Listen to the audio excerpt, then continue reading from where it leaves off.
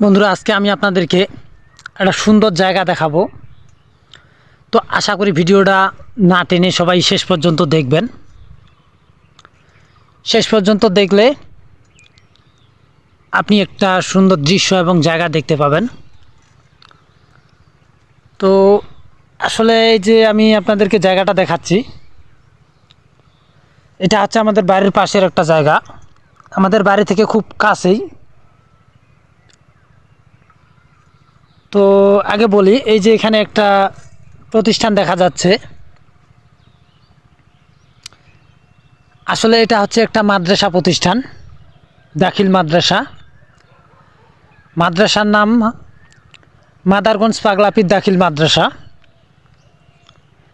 আসলে এই মাদ্রাসার ভিতরে একটা মাজার আছে, ওনার নাম পাগলাপীর বলেই সবাই চিনে। তো এই মাদ্রাসার একটা সুনাম আছে ওনার উসিলায় আর কি। তো সবই আল্লাহর ইচ্ছা। তো আসলে আমি ভিতরে আপনাদেরকে দেখাইতে পারতাম, কিন্তু এই মুহূর্তে দেখাইতে পারতেছি না কোনো একটা কারণে। কোনো এক সময় হয়তো অবশ্যই আপনাদেরকে দেখাবো। আর এই মাদ্রাসাতে আমাদের এই বছর মাহফিল হবে 2025 সালের, মানে 5 এপ্রিল 2025 শনিবারে মাহফিলের ডেট হবে। এরপরে যেদিন মাহফিল অনুষ্ঠান হবে আমি আপনাদেরকে ডেট জানিয়ে দিব বা ছবি পোস্ট করে পাঠিয়ে দিব, আপনারা সবাই দেখিয়েন।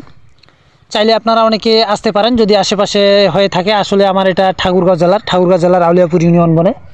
পাগলাপীর মাদ্রাসা বললে অনেকেই বা সবাই চিনবে।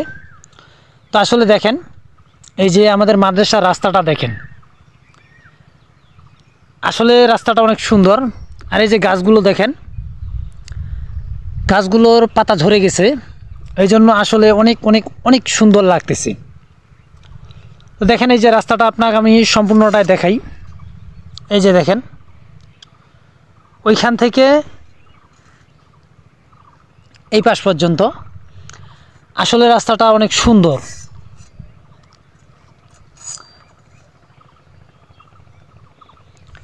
তো এই যে মাদ্রাসা আমাদের প্রতি বছর কিন্তু মাহফিল হয়, বড় ধরনের মাহফিল হয়।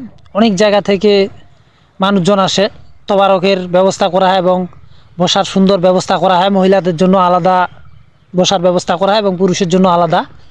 আসলে ভিতরটা অনেক বড়। আর মাদ্রাসার যে আশেপাশে 4 সাইড আছে, এই জমিগুলা যে দেখতেছেন, এই জমিগুলা এগুলা কিংবা আবার মাদ্রাসার এই যে পিছন পাশে একটা বড় বাগান আছে, আর ওই পাশেও অনেক জমি আছে। জমিগুলা আসলে মাদ্রাসার আওতায় আছে, মাদ্রাসা অনেক মানুষ দান করছে।